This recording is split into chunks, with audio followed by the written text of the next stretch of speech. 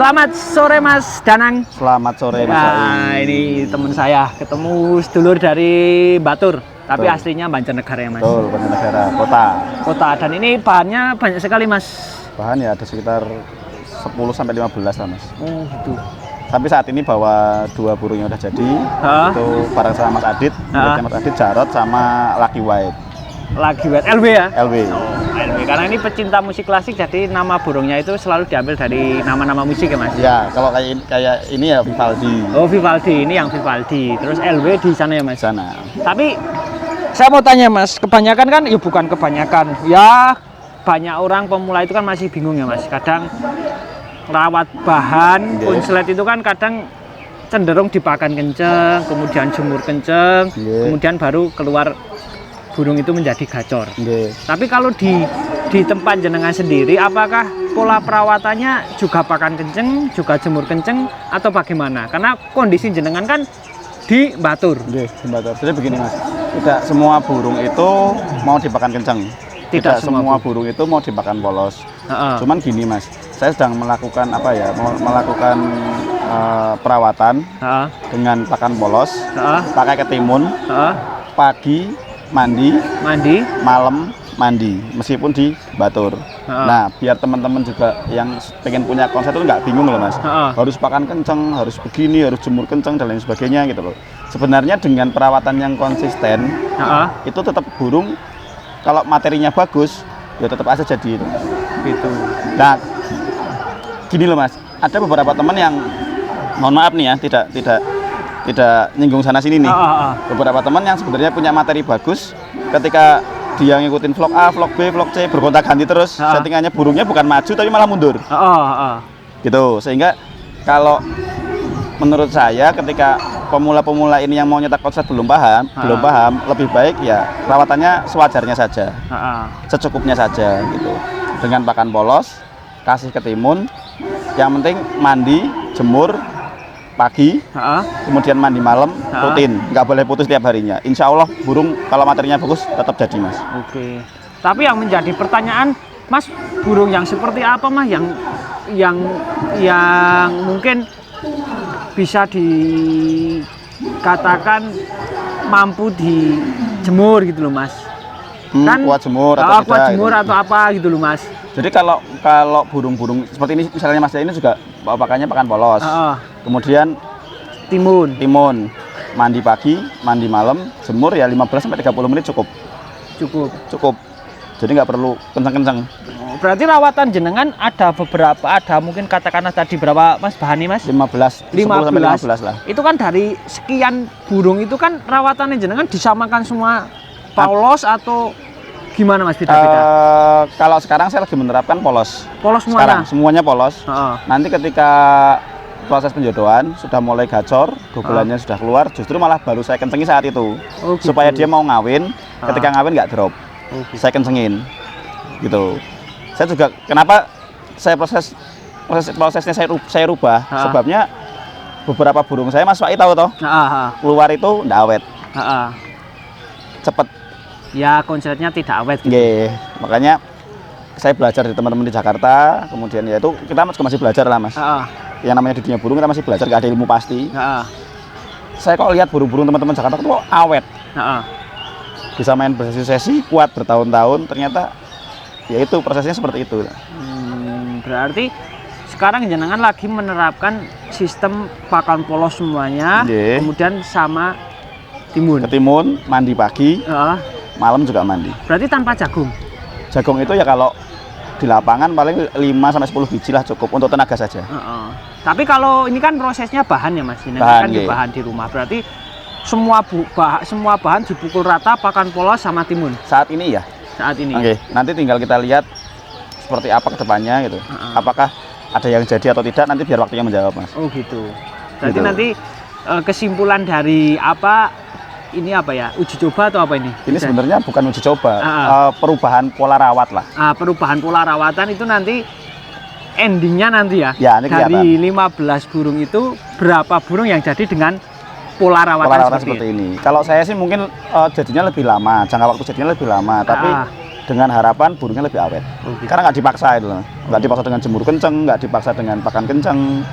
Alami lah dia anunya. Tapi prosesnya. kan pakan kenceng kan faktornya kan untuk menaikkan birahi ya Mas. Betul. Nah, itu makanya pakan kenceng tetap saya pakai manakala nanti sudah mulai gacor 2 bulan keluar. Saya kasih pakan kenceng untuk proses penjodohan supaya dia kawin nggak ngedrop. Kalau sudah jalan lapang ya sudah kembali ke polos lagi. Gitu. Ini saya coba. Ini burung insya Allah sudah hampir jadilah, nanti bisa direkam Mas. Gitu. Berarti ini model pola rawatan yang baru di tempat jenengan. Iya, karena saya belajar dari teman-teman dari blok barat. Berarti awalnya jenengan ketika dulu pakainya juga pakan kenceng. Dulu kenceng. Tapi sering dapat komplainan jujur saja Mas saya. Mas, burungnya kok suaranya tipis ya. Burungnya kok seperti ini ya, seperti itu ya gitu. Nah, dari situ saya belajar. Terus terang saya belajar dengan teman-teman di Jakarta blok barat. Itu gimana sih cara bikin burungnya awet. Gitu. Tetapi ketika pola rawatannya yang jenengan terapkan, kemungkinan besar untuk menuju ke burung itu menjadi gacor lama.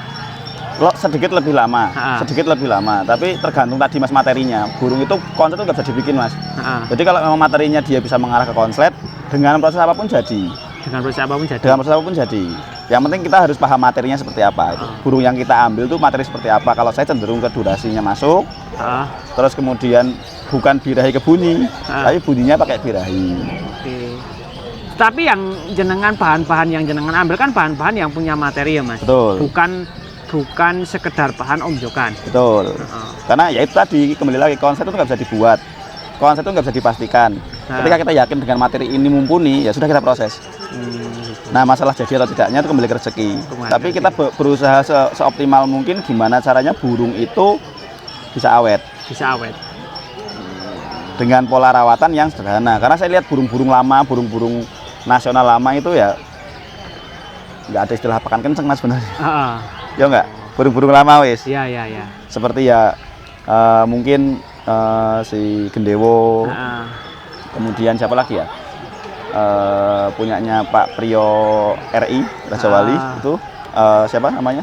Yang Kero RGN sekarang Pak Priyo RGN. Nah, itu juga kan di pemilik lama kan disampaikan kemarin ya pas pada saat take over kalau bisa milik polos aja supaya dia awet volumenya kan. Nah, itu saya pelajari lagi Mas. Saya gali lagi.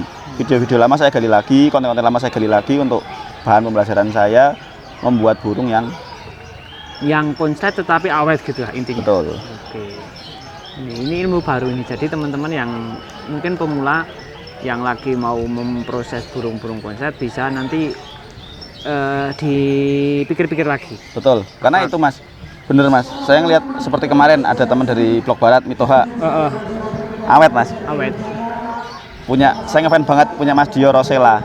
Awet sampai sekarang gila kerjanya.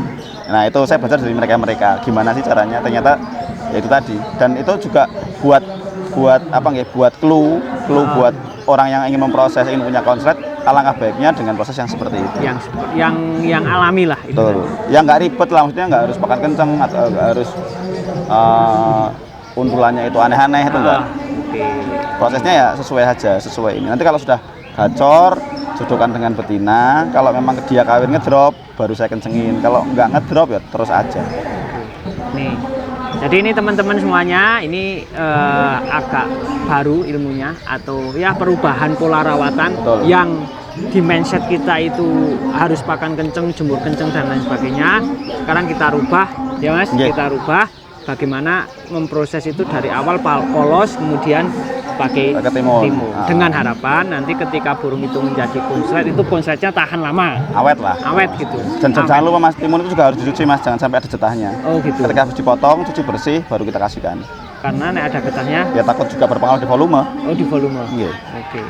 Gitu. Ya itu tadilah. Saya juga belajar banyak dari teman-teman dari blok barat lah. Saya lihat burungnya bagus-bagus, awet-awet, dan ternyata ya sampai sekarang masih optimal kerjanya. Jadi nanti saya tunggu kesuksesan perubahan pola rawatan dari Mas Danang besok dari 15 burung yang diproses pukul rata pakai pakan polos dan timun. Nanti 1 bulan lagi atau beberapa minggu yang akan datang bagaimana perkembangan dari bahan-bahan dari Mas Danang ya Mas. Jadi biar nanti teman-teman omong tok Mas Danang omong tok ternyata nggak ada hasilnya sama sekali. Nanti kita sampaikan ya Mas. Nanti kalau misalnya ternyata jadi gitu, teman-teman boleh kok datang melihat prosesnya, melihat pakannya, melihat hariannya saya ngerawatnya gimana, boleh sharing-sharing, kita nggak tertutup lah, kita terbuka. Kalau mau belajar bareng, ayolah. Dan saya juga masih belajar juga itu, masih terus menggali apa sih ya, potensi burung punya potensi digali semaksimal mungkin. Saya juga masih belajar memahami step-stepnya, karakternya seperti apa. Jadi teman-teman besok kalau ini perubahan pola rawatan ini sukses, nanti teman-teman bisa main ke daerah Batur, Dieng. Betul, atau enggak di Banjarnegara tempatnya Mas Adit. Atau di Banjarnegara yang bawah, yang lebih dekat, nanti gratis kopi dari saya, kopi Fai. Betul, siap. Makasih ya Mas. Kopi Fai. Makasih ya Mas. Mantap. Ilmunya atau sharing-sharingnya tentang cara merawat bahan lovebird.